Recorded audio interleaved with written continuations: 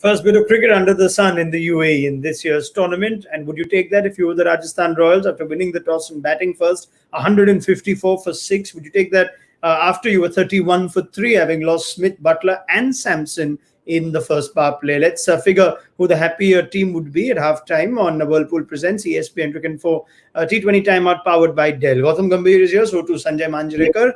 Who would be the happier team? Gautam, let's start with you. Rajasthan 154. What kind of score is that? Something to bowl at. Hmm. They would have definitely taken it, especially after 30 for 3 and the top three batters going back into the dugouts. I'm sure they would definitely take this. Sanjay?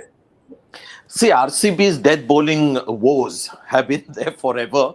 So from that standpoint, nothing much has really improved. But as Gautam said, I think they'll take it because there was some fantastic bowling at the start. Saini getting Butler out with a ball that was full, getting caught at slip, Patikal taking a good catch. Chahal was again star bowling, with a lot of heart, pitching the ball up, got Sampson out. So brilliant bowling at the start. But towards the end, lost a bit of control. But RCB is used to their bowlers not doing so well. So this wasn't so bad by the standards that they've had in their death bowling over the years. Okay, I tell you what I do like when we give a lot of time to one conversation pre-match, and immediately after in the innings, you see that conversation holds even more water, and that was splitting Smith and Butler up top. Gautam, there's been 2 games now outside of Sharjah. One batting second and today batting first, where again there could be some questions raised on the approach from Smith and the fact that once they lose 1 or 2 wickets early, that batting order is vulnerable. We saw that again today. Yes, absolutely. And we've spoken about it. We've spoken about the form of Robin Uthappa, which holds the key for this for this batting order. Yes, Rahul Tewatia again delivered for RR, and so did Jofra Archer. But again, I think if you see guys who can hurt the opposition really badly, is probably someone who's right at the top of the order in number 3. Smith again, probably not the best T20 cricketer going around. So Jos Buttler and Sanju Samson. Apart from that, I don't see enough firepower in that batting lineup. What about the way Smith approaches it? You have Butler at the other end, Sanjay, and looks like Smith is the man in the hurry. Last game was a chase, and this time they were batting first. What did you make of Smith, the opening batsman, from your assessment so far? Good question. Because when you saw in the first couple of games, you saw Steve Smith at Sharjah playing, what should I say? He was balanced when he was looking to attack, and he wasn't really trying to be too aggressive. And we made the comment as well in the last few matches that he's played for England as well. He's improved as a T20 player. His strike rate has been good. Last 2 innings, you get the feeling that he's trying to belt the ball a bit too hard. Is it the size of the ground that's getting him to do that? We are absolutely right. When you have somebody like Butler, he can afford to be in third gear for a while. But you're talking about Rajasthan Royals, a team that's very nice, good owners, nice people. But it's a team that always goes with a lot of limitations. And we saw that. I mean, if they're betting on Uthappa to be the man for them this season to change the fortune, they're betting on the wrong batsman. For far too long, we've seen Uthappa being short of confidence. So expecting much from him won't be a good idea. As we said, start of the match, maybe time for them to think out of the box with their batting. Their bowling, they've got a star bowler, they nurture. But with their batting, they'll have to start thinking out of the box because I see some hitting talent down the order. What is Parag doing there at the top? You've got Tevate again hitting some runs. Archer plays some unbelievable shots. Whether they can do something like KKR did in the past, maybe that might just address those issues in the batting. Could they have done something today on those lines, Gautam? Did they do it in Mahipal Lomror? Or was that an unexpected promotion for him in the batting? No, first I want to add on to the question you asked, why Smith actually goes on and plays like that. Because he's actually forced to do it. He knows deep inside that after 6 overs, he does not have the ability to strike at 140, 150. So he wants to compensate for those in the first 6 overs. Sometimes when you know that you don't have that much of ability like a Sanju Samson or a Jos Buttler, so you want that start really quickly in the first 6 overs. And that's the reason why he goes really hard in the first 6 overs. And yes, Mahipal Lomror was pretty good because the stage which he was coming in to bat, he had to play that kind of an innings as well. But again, see, you've got only 2 guys who can hurt the opposition, and that we've already spoken about. That is Jos Buttler and Sanju Samson. So obviously, a lot needs to change if they really want to be strong contenders in this competition. Steve Smith again. I think Steve Smith needs to think that he needs to batter the 15th and the 16th over at a strike rate of 120, 125 because unfortunately he does not have the ability of AB de Villiers or Jos Butler. So he needs to anchor the inning and the rest of the batting has to revolve around him. Hmm. All right, we've had mid discussion to detail now, but let's also discuss that point that Sanjay made. Could there have been a little more creativity shown in the batting order? Sanjay, what would you have liked to see, or what would you have done looking at the situation today? You've lost three early wickets. Who would you have sent up the order? Now look at Tewatia. Interesting case in this Rajasthan Royals team. In the last two matches, he's bowled 2 overs. So clearly, he is not in the team as a bowler. So they picked him for his batting because of what he did the other day.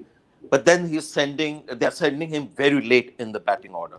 So is that the right use of Tewatia? If he's going to be in the team just to bat in the last 2-3 overs, that is like having a player for very little value add. So basically, what I'm saying now, Steve Smith, if he comes down the order, the problem that Rajasthan Royals have is they've got an Uttappa who is also scoring at a strike rate of 110, 120. After that, they've got a Parag who's also struggling to get at 150, 160. So if you have a team where you have a Hardik Pandya and Pollard and those guys coming in, you can afford to have somebody like a Surya Kumar Yadav who will play through the innings. Steve Smith has no choice but to bat at the top of the order. But if they want to add a little more depth, bat at number 3. But the problem then is that you've got Uttappa there. So Samson Butler continue to be that dangerous batsman. And that's where I feel they've got to start using people like, Sanju Saab, beg your pardon, Tewatia and Jofra Archer, Tom Curran, these people who have the hitting ability a little more, be a little more adventurous, floaters, because you've got to do something. Otherwise, this is a team with severe limitations, which will achieve only so much again this tournament. Yes, Gautam. Yeah, Rana, for me, I think Tom Curran. Tom Curran is the guy they can use him as a floater because they have the luxury of someone like Jofra Archer who can actually finish off the innings with the bat as well, and Rahul Tewatia. So probably if they end up losing Jos Butler early and probably the kind of situation they were in today, just go be aggressive and try and because we've seen what Tom Curran can do.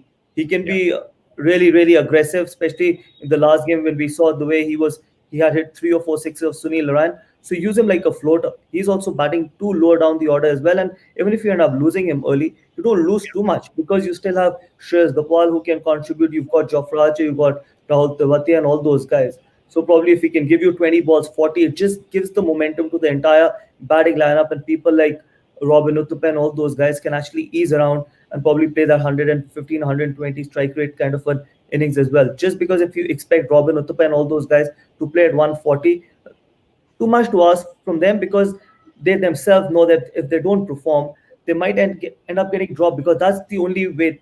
The only contribution in the entire game will be to score runs. But Tom Curran, if he fails as a batter, he still has something to contribute with the ball. Yeah, I like Tom Curran as a choice from the one that I mentioned, Tewatia, Jofra Archer being the others.